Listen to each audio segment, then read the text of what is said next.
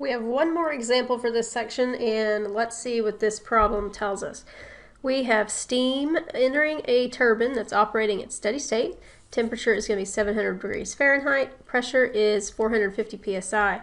And it leaves as a saturated vapor at 1.2 psi.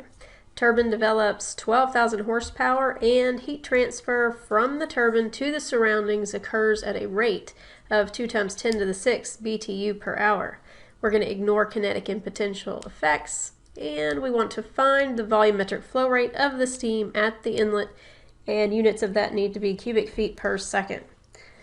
First, let's go through and look for keywords.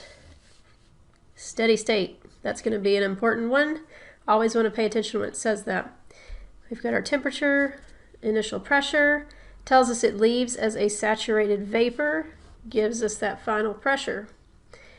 Also tells us it's going to develop this horsepower. We're going to use that in the problem. And our heat transfer from the turbine to the surroundings occurs at this rate. And we also want to ignore these two things. And then we want to find volumetric flow rate. Now let's go ahead, I'm going to draw a picture here. Let's just say the turbine looks like this, just to keep it simple. We've got steam coming in here. Temperature is 700 degrees Fahrenheit. Pressure is 450 pounds per square inch. This is pound force. And then it leaves as a saturated vapor with a pressure of 1.2 pound force per square inch. Now remember, it's steady state and our turbine develops 12,000 horsepower. Okay. So those are going to be some of the key things we need. Now, to find this problem, first let's see what we're looking for. We're looking for volumetric flow rate.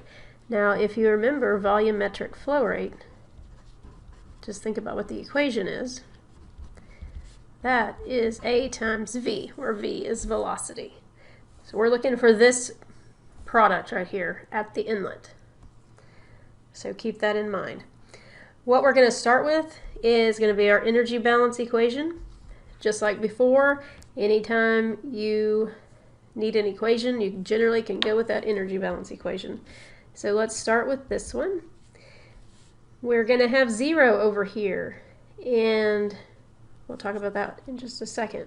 So 0 will equal QCV dot minus WCV dot plus M dot times H1 minus H2 plus V1 squared minus V2 squared over 2 plus G times Z1 minus Z2.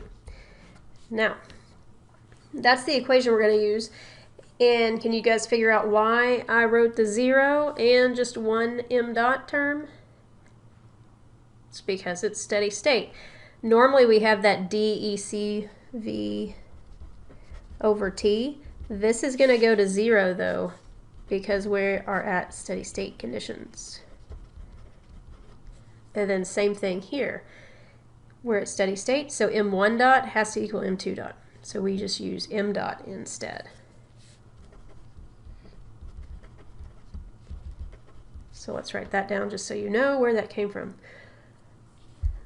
Now we're left with this equation. Anything we can get out of this equation?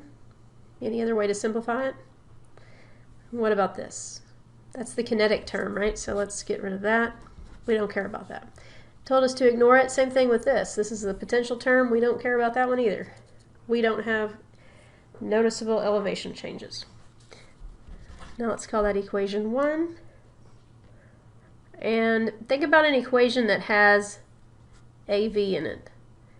The equation we've seen so far with that is M dot.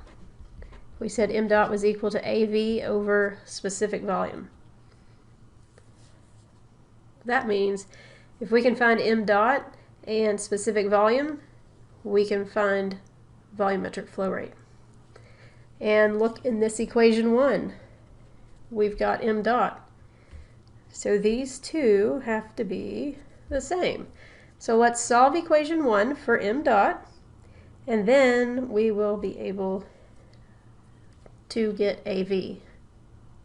after we do some calculations. So our next thing will be to solve 1 for m dot. If you do the math, you're going to get m dot equals WCV dot minus QCV dot.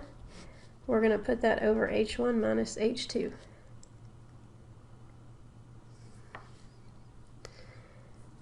Now notice I've kept these two terms in here. I kept Q dot and W dot. These are both going to be in here because if you look up here, we've got a heat transfer from the turbine to the surroundings at a rate of 2 times 10 to the 6th. That's going to be our Q dot. And then W dot, we've got this 12,000 horsepower, right? So that has to go into our equation. That's going to be the W dot term. Remember, W dot was the rate of work brought about by any sort of external sources. Okay, so the only other work we had was the work due to flow. So anything else is going to go in W dot. So the turbine developing this power is going to go in here as W dot. That's why we left those in instead of getting rid of them. Now that we have this, we need to find H1 and H2. Once we find those two things, we'll have what we need because we already have W dot, we have Q dot. So let's find H1 and H2. These are going to come from the tables.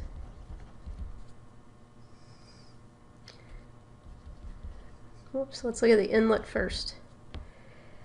So for the inlet, we have steam. It's at a temperature of 700. And the pressure is 450 pound-force per square inches. Now, using these conditions, remember, if you can't figure out what you have here, we need to go to the liquid vapor table. So let's show that. So our pressure is at 450. This is the pressure table for saturated water. Here's 450. Here's our saturation temperature, 456.39.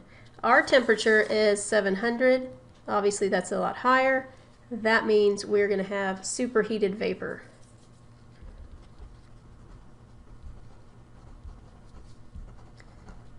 Alright, so now we've got superheated vapor, so that tells us we need to go to table A4E.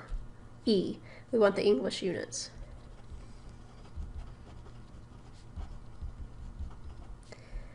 Okay, and then once you go to that table, you will be able to get your values that we need. So let me find the table. 450. Okay. Here's our pressure, 450, 700. We got V. Here's U and here's H. So those would be the values. So let's write down the values that we need. We're going to need specific volume and H. So let's go ahead and write down both of those. So we'll call it V1.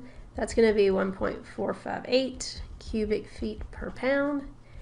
The enthalpy at the inlet will be 1359.6. That's BTU per pound. Okay, so now we did that. That takes care of the inlet. We need to do the same thing at the exit. And we don't want to do that. I guess we'll just do it here. So for our exit, we are told we have saturated vapor.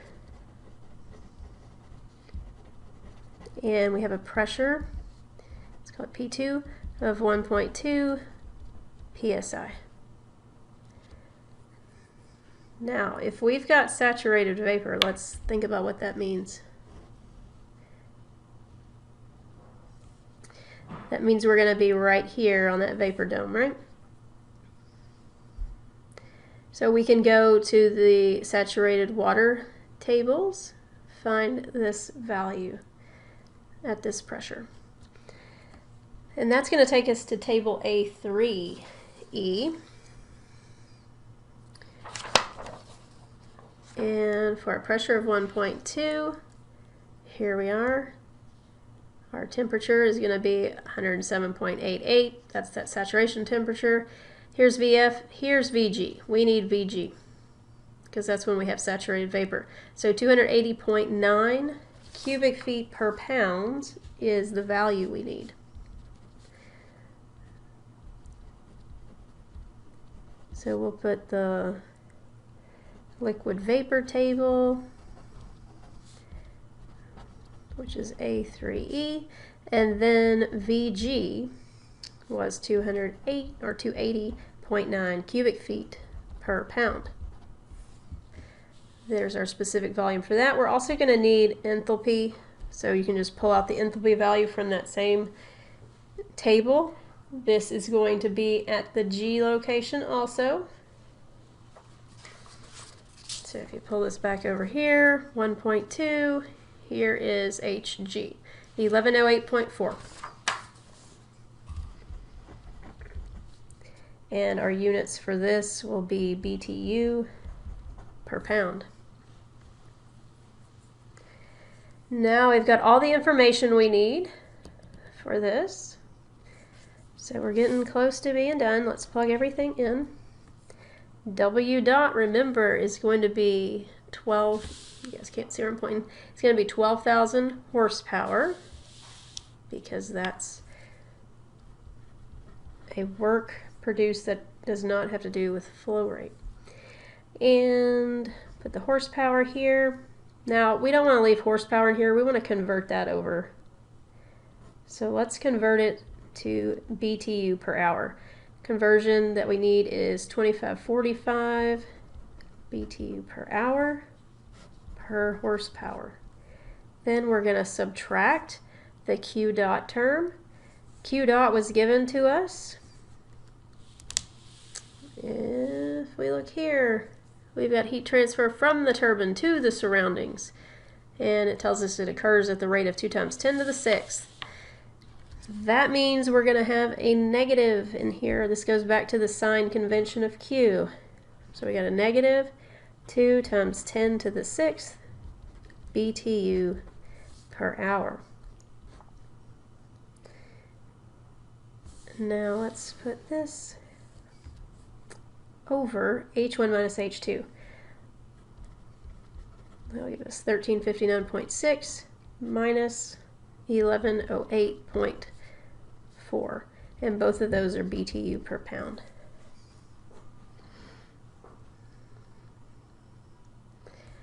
Now here, horsepower's gone, BTU is going to be gone. Now we're left with pounds per hour. We don't want pounds per hour. Notice that we want our volumetric flow rate to be in cubic feet per seconds. So we need to switch over to seconds. So let's go ahead and convert the numerator up here to get rid of the hours. So the conversion from hours to seconds is 1 hour per 3,600 seconds. This takes care of the hours. Now the units for this will be in pounds per second. So we'll get 35.98 pounds per second. That's your mass flow rate. Now that we have this, we are able to use this equation right here. The volumetric flow rate over specific volume equals m dot. So let's equate those things.